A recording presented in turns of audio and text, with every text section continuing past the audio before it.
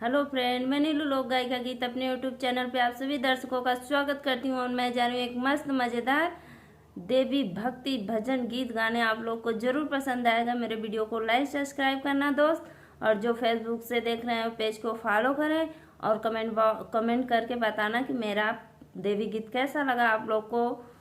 राधे राधे, जय माता जी। कहवा के मटिया मैया लिपेलू मंदिलवा हो, कहाँ के पनियाना मैया मोरी करेलू यसनवा हो, कहाँ के पनियाना मैया मोरी करेलू यसनवा हो, कहाँ के पनियाना।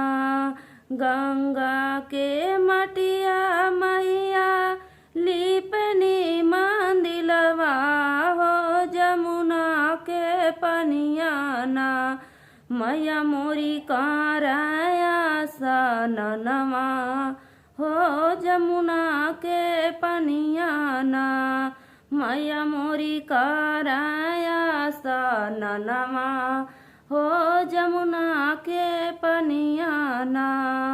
केतुआ के तेलवा मैया सिरवा लगवनी हो, केतुआ के ककहीना मैया मोरी करेनी अस ननमा हो, केतुआ के ककहीना मैया मोरी झार लंबी केसिया हो, केथुआ के ककहीना।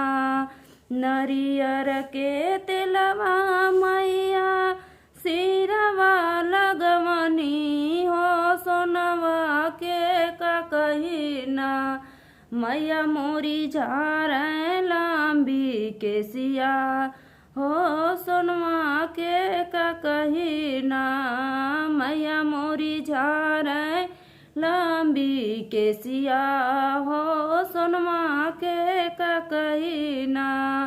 कहवा के सिंदूरा मैया मांगिया सजवनी हो, कहाँ के से टिकुलीना मैया मोरी लगावे नीलरवा हो, कहाँ के टिकुलीना। विंध्याचल के सिंदूरा मैया मांगिया सजवनी हो, मैहर के टिकुलीना मैया मोरी माथवा लगवनी हो, मैहर के टिकुलीना मैया मोरी माथवा लगवनी हो, मैहर के टिकुलीना।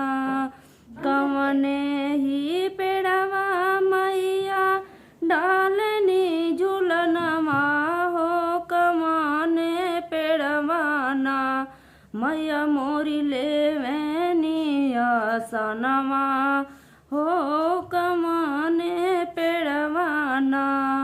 लवंगा के डरिया मैया डालनी झूलनवा हो, निमिया के पेड़वाना मैया मोरी लेवनी आसनवा हो, निमिया के पेड़वाना मैया मोरी लेवनी आसनवा हो, निमिया के पेड़वाना।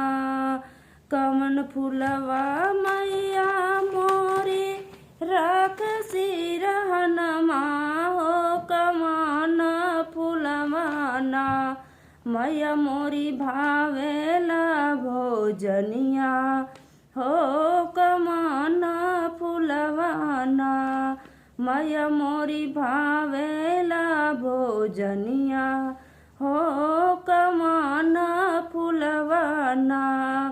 बेला चमेला मैया राखसी रहनमा हो, अड़हुल फूलवाना मैया मोरी भावेला भोजनिया अड़हुल फूलवा फुलवाना, मैया मोरी भावेला भोजनिया अड़हुल फुलवाना। जय माता जी।